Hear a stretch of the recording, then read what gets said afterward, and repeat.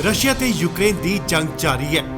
रूस वालों बमबारी च तेजी लियांदी गई है, जिस विच रशिया वालों परमाणु बम यानी कि न्यूक्लीयर वॉर दीयां गल्लां कीतियां जा रही ने।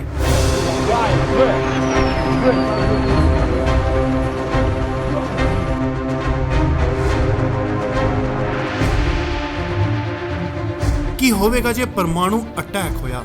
जेकर परमाणु युद्ध होया तां इन्ना धुआं निकलेगा कि धरती का तापमान तेजी नाल घटना शुरू हो जाएगा।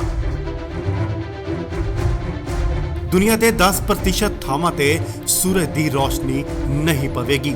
की होवेगा जे सवेरे एक जोरदार धमाका हुंदा है, हज़ारां लोग एक पल च मारे जांदे ने। लोग बैठे रहे अते उन्हां दी चमड़ी सड़ के डिगन लगी। जोरदार धमाके तो बाद चारे पासे सन्नाटा छा जाता है अते कुछ देर बाद रोन दियां चीकां आउंदियां ने।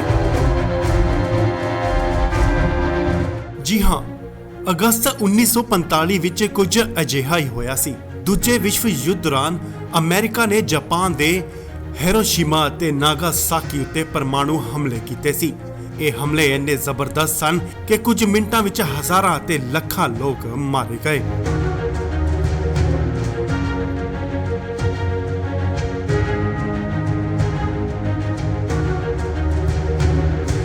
उस तो बाद भी कई सालों तक लोग मरते रहे अते लखां दे तादाद दे विच बीमारियां नाल जूझते रहे।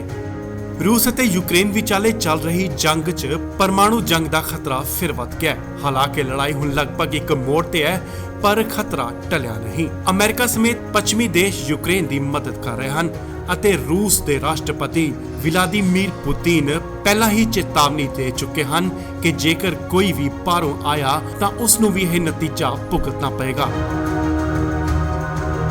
माहिर पुतिन की यह चेतावनी नूं परमाणु जंग के खतरे नाल जोड़ के देख रहे हैं। जापान ते परमाणु हमला होया सी अते जिहड़े लोग उन्हां हमलिਆਂ तो बच गए सन, ਉਹ ਅੱਜ भी उस दिन नूं याद करके कंब उठते ने। परमाणु युद्ध तबाही तो इलावा कुछ नहीं दे सकता।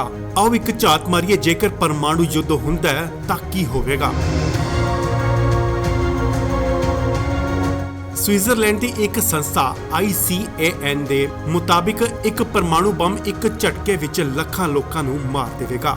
इस दे नाल ही जेकर 10 या सैकड़े बम डिगदे हन तां सिर्फ लखां लोकां दी मौत ही नहीं, सगों के धरती का सारा सिस्टम हिल के रह जाएगा। ICAN के अनुसार एक परमाणु बम पूरे शहर नूं तबाह कर देवेगा।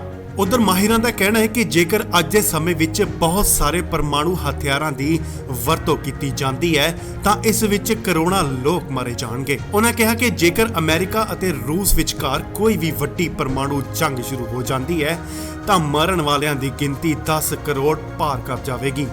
ਤੁਹਾਨੂੰ ਦੱਸ ਦਈਏ कि ਜਿਹੜਾ परमाणु ਬੰਬ ਹੀਰੋਸ਼ੀਮਾ ਤੇ ਸੁੱਟਿਆ ਗਿਆ ਸੀ, ਜੇਕਰ ਉਸੇ ਆਕਾਰ ਦੇ 100 ਬੰਬ ਡਿੱਗਦੇ ਹਨ ਤਾਂ ਧਰਤੀ ਦਾ ਸਾਰਾ ਸਿਸਟਮ ਵਿਗੜ ਕੇ ਰਹਿ ਜਾਏਗਾ।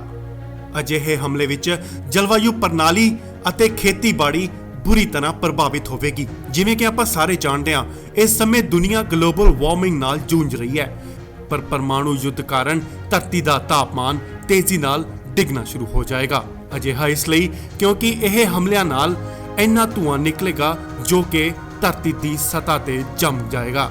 इन्ना ही नहीं, दुनिया के ज्यादातर इलाकों च बारिश नहीं होएगी। ग्लोबल बारिश 45% तक घट जाएगी अते यह धरती की सतह ते औसत तापमान -7 तो -8 डिग्री सेल्सियस तक पहुंच जाएगा। तो अंदाजिए कि जदों 18,000 साल पहला बर्फ युग सी, उदों तापमान -5 डिग्री सेल्सियस सी, यानी कि दुनिया 18,000 साल पिछे चली जाएगी। ਜਦੋਂ ਕੋਈ ਪਰਮਾਣੂ ਬੰਬ ਡਿੱਗਦਾ ਹੈ ਤਾਂ ਉਸ ਨੂੰ ਤਬਾਹੀ ਕਰਨ ਵਿੱਚ ਸਿਰਫ 10 ਸੈਕਿੰਡ ਲੱਗਦੇ ਨੇ, ਪਰ ਉਸ ਦਾ ਪ੍ਰਭਾਵ ਕਈ ਦਹਾਕਿਆਂ ਤੱਕ ਰਹਿੰਦਾ ਹੈ। ਤੁਹਾਨੂੰ ਦੱਸ ਦਈਏ ਕਿ ਬੰਬ ਧਮਾਕੇ ਦੇ ਸਾਲਾਂ ਬਾਅਦ ਵੀ ਲੋਕ ਕਈ ਬਿਮਾਰੀਆਂ ਨਾਲ ਜੂਝਦੇ ਨੇ, ਯਾਨੀ ਕਿ ਕੈਂਸਰ ਅਤੇ ਫੇਫੜਿਆਂ ਦੀਆਂ ਕਈ ਖਤਰਨਾਕ ਬਿਮਾਰੀਆਂ ਉਹਨਾਂ ਨੂੰ ਜਕੜ ਲੈਂਦੀਆਂ ਨੇ। ਇੰਨਾ ਹੀ ਨਹੀਂ, ਹਜ਼ਾਰਾਂ ਦੀਆਂ ਤਾਂ ਅੱਖਾਂ ਵੀ ਨਸ਼ਟ ਹੋ ਜਾਂਦੀਆਂ ਨੇ, ਯਾਨੀ ਕਿ ਅੱਖਾਂ ਦੀ ਰੋਸ਼ਨੀ ਚਲੀ ਜਾਂਦੀ ਹੈ।